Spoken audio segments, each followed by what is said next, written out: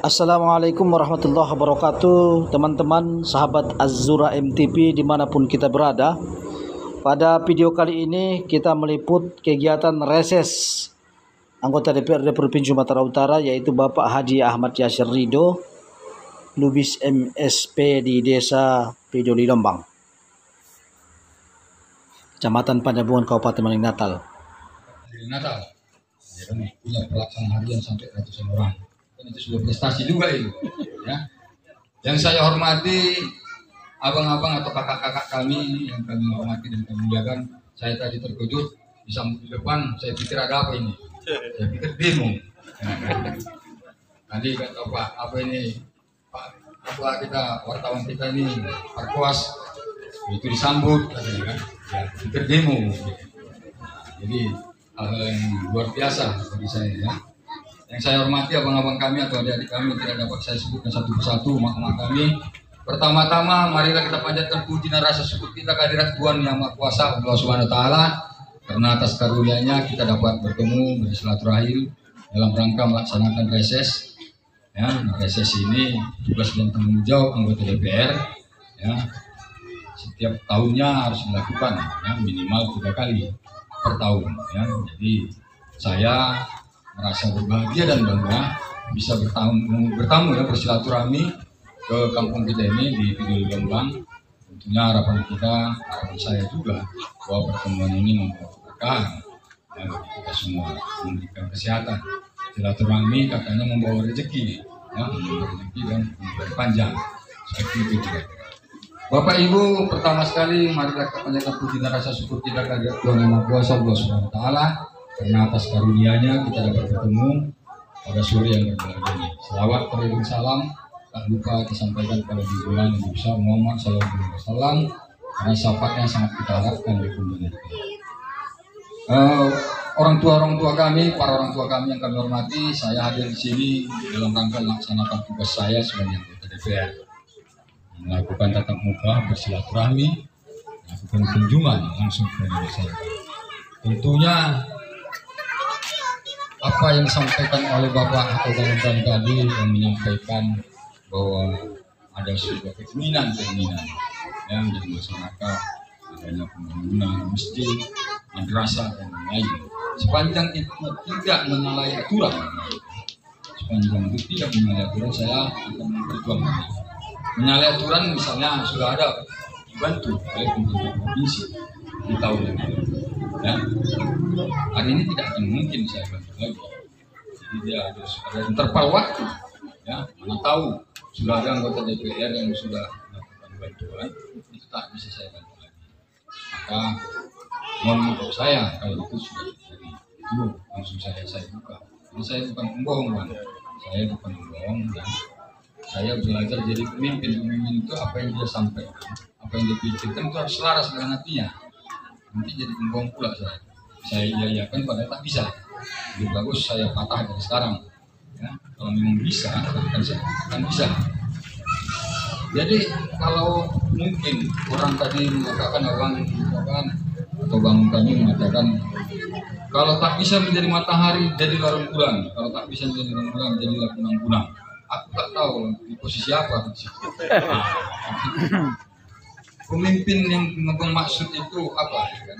Matahari itu kan memberikan kehidupan. Pemimpin yang bermanfaat. Siapa yang kira-kira punya kemampuan memberikan kehidupan? Cuma Tuhan.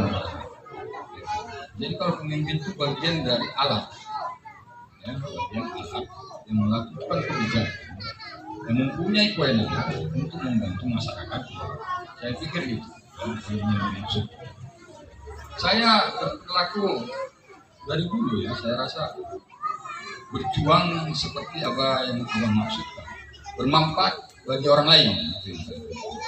Ya, kekuasaan yang saya miliki sejatinya harus bermanfaat bagi orang lain. Pemimpin yang abang maksud dan abang inginkan adalah pemimpin yang mampu mentransformasikan pikiran-pikirannya, bukan bodoh. Kalau pemimpin bodoh ya nasibnya seperti itu. Gak bisa apa-apa. Kenapa? Orang dia bodoh gak bisa berpikir untuk dirinya pun dia tidak mampu, apalagi berpikir untuk rakyatnya, berpikir untuk orang lain. Itu yang harus dilakukan. Nah, bagaimana kita harus mendapatkan seorang pemimpin yang mempunyai kemampuan? Pertama yang harus dilakukan adalah memilih pemimpin yang mempunyai intelektual. Saya bukan mengatakan diri saya pintar, tapi lebih pintar daripada yang lain. Kenapa? Saya mampu melakukan komunikasi seperti ini. Bicara dengan rakyat secara langsung dan lain-lain. Mungkin pemimpin yang lain atau DPR yang lain, Bapak cakap aja mungkin nggak ngerti dia itu. Bapak cakap, saya ngerti apa yang maksud Bapak. Kedepankan ke intelektual orang. Ketika abang-abang, bapak-bapak semua memilih seseorang menjadi pemimpin, bukan karena dia anak siapa, bukan karena bapaknya siapa. Jangan karena bapaknya orang kaya, bapak abang pikir dia punya otak. Enggak juga, banyak orang kaya, anaknya nggak punya otak. Banyak anak kiai, anak ustaz, anak ulama, dan lain-lain, dia nggak berperilaku sebagai ulama. Yang ulama ini bapak ini, ustaz. Gitu. Bapaknya, anaknya belum tentu. Anaknya ustaz ini belum tentu ustaz. Gitu. Jadi yang dikedepankan apa itu? Dirinya. Saya ini ustaz, saya ini ulama, saya ini pemimpin, saya ini penipu. Jangan karena bapak aku penipu, aku dihukum sebagai penipu. Tidak bisa. Ada dosa warisan dan pahala warisan. Nggak boleh. Nggak bisa seperti itu. Kan manusia masing-masing menanggung jawab pahala dan dosanya. Bukan karena bapakku penjahat, aku harus menjadi penjahat. Nggak bisa bapakku ulama, anakku pasti ulama, enggak juga. Ada ulama anaknya pemerkosa di Jawa sana. Seperti itu kira-kira. Jadi kalau abang tadi membawakan sesuatu, seorang pemimpin itu kalau datang ke suatu tempat membawa sesuatu, saya akan membawakan pikiran-pikiran. Itu dulu. Saya ingin mentransformasi pikiran-pikiran tentang sebuah kepemimpinan. Pemimpin itu harus mempunyai intelektual yang kuat sehingga dia tidak bisa dibodoh-bodohi, sehingga dia tidak bisa diombang-ambingkan oleh keadaan, tapi dia mampu mengatasi suasana dan keadaan yang dihadapi. Lantas, apakah perlunya hanya pemimpin yang mempunyai otak intelektual? Tidak juga. Harus mempunyai hati, moralitas namanya Bang. Kalau enggak bisa jadi setan itu pemimpin. Kenapa nggak punya moral? Maka perlu pemimpin itu mempunyai intelektual dan moral yang baik. Maka carilah pemimpin itu nanti. Siapa itu dan kapan itu? Ketika bapak-bapak mempunyai kekuasaan, ibu-ibu mempunyai kekuasaan, adik-adik mempunyai kekuasaan. Pada tanggal 14 Februari yang akan datang, terjadi pemilihan presiden, terjadi pemilihan anggota DPR, terjadi pemilihan bupati, wali kota dan gubernur. Pada tahun 2024. Ini sudah tahun politik. Maka saya bicara sebagai seorang politisi. Saya bukan ustaz. Saya ustaz bapak ini. Saya bukan. Yang saya transformasikan adalah kondisi masyarakat, sosial masyarakat, kepemimpinan. Kalau ustaz ini menceritakan baik dan buruk, surga dan neraka, saya tidak. Kalau saya tak paham itu. Yang dimaksud itu. Sehingga saya tidak memahami dan tidak mengetahui secara pasti. Kenapa? Saya bukan terlahir sebagai orang agama, bukan tidak beragama. Belum tentu Ustaz ini lebih baik dari saya, tetapi pasti, yang pasti Ustaz ini mempunyai kemampuan lebih di bidang agama dari saya. Pasti. Kemampuan saya apa? Berpolitik. Hidup saya dari politik. Seperti ini, mentransformasi pemikiran bagaimana pemimpin masa depan. Kabupaten Mandailing Natal, bagaimana pemimpin masa depan DPR Mandailing Natal dan lain-lain. Pilihlah orang-orang yang punya kecakapan, bukan karena bapaknya orang kaya. Karena bapaknya orang kaya dia belum tentu kaya itu Pak. Orang dia pun makan dari bapaknya kok. Tidak ada jaminan anak orang kaya itu akan melakukan perbuatan yang salah. Nah, saya mewakili rakyat-rakyat jelata Pak. Proletar. Saya bukan anak orang kaya. Saya bukan anak ulama. Keturunan ulama tidak. Keturunan tuan tidak saya. Keturunan rakyat biasa. Kebanyakan di Mandailing Natal. Saya yakin lebih banyak rakyat daripada orang yang hebat di Mandailing. Saya orang biasa saja. Tetapi berpikir luar biasa. Mencoba sebuah perubahan di dalam hidup. Ya. Bukan karena saya mau maju lagi Pak jadi anggota DPR, saya tidak maju lagi, saya berhenti jadi anggota DPR.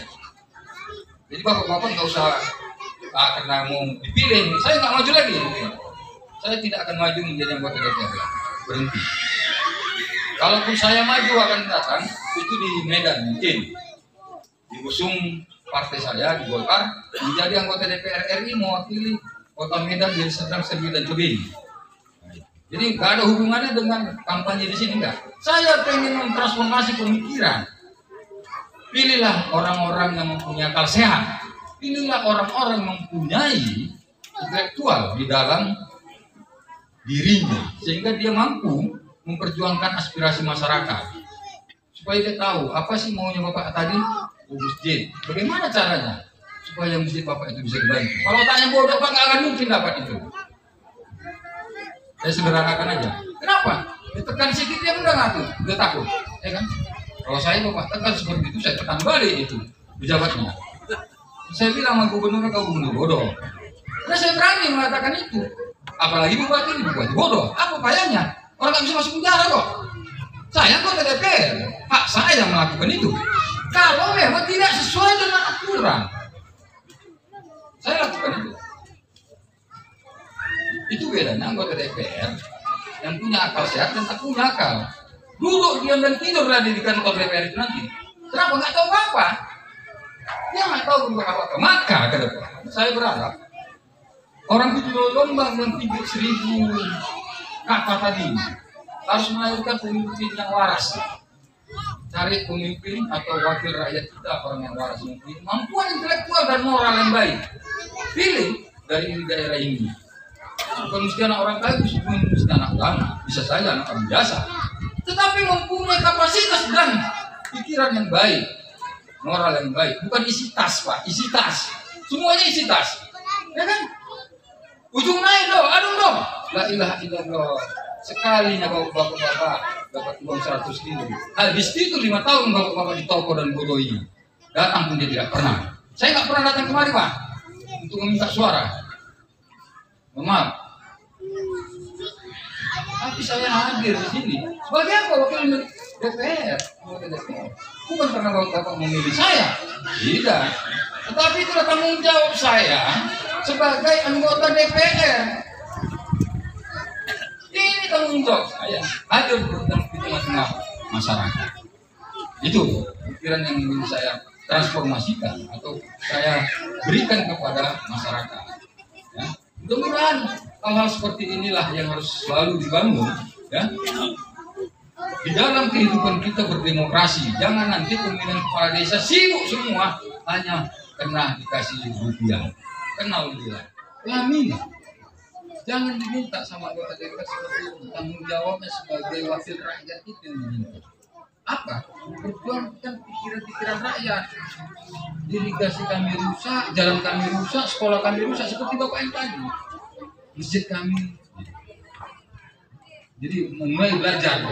Jadi anggota DPR itu jadi tidak orang yang menyenangkan sesaat. Jadi bodrek dia nanti. Panadol ya. Kalau sakit kepala minum Panadol selesai. Tidak ada manfaatnya. Jadi jangan seperti itu. Nanti saya katakan itu. Ya, itu manfaatnya buat kita nggak ada. Tapi bagi rakyat ini kan perlu. Apa itu? Masjid itu perlu rakyat. Itu sekolah bang ini, jadi perlu. Maka pun punya otak. Gimana caranya itu? Kalau itu kan pakai otak dan keluarkan bisa. Nggak ada otakku. Tukang becak pun bisa melakukan itu. Tukang parkir pun bisa. Tapi membangun masjid sekolah kan bingung tukang becak. Maka orang berkuasa yang bisa melakukan itu. Apa itu? Pemerintah. DPR, bupati yang bisa melakukan itu. Ya, seperti itu, dari kali ya, sebuah pembelajaran. Ini mohon maaf ya, bukan aku nggak mau memberikan, tapi itu sebuah pembelajaran berkomunikasi dengan para pejabat. Walaupun saya tidak merasa pejabat, ya. Apa yang kau berikan dengan kekuasaan itu? Kekuasaan yang Bapak ini minta dari saya kan kekuasaan. Itu dengarkan ya para senior ya. Seperti itulah harus dilakukan. Yang dimintanya kekuasaan bukan uangku, bukan ini. Kekuasaan lebih besar dari uang. Berapa lah kemampuan membantu masjid itu? Paling pun nanti 500.000, 1 juta dan lain-lain. Tapi dengan kekuasaan yang kumiliki bisa ratusan juta. Itu yang diminta dari anggota DPR. Ini pelajaran ini sama anak-anak muda kita, ya. Kami jangan datang anggota DPR yang minta pelaminan. Setiap anggota DPR macam minta pelaminan, datang dan lain-lain. Itu saja yang kita hadapi.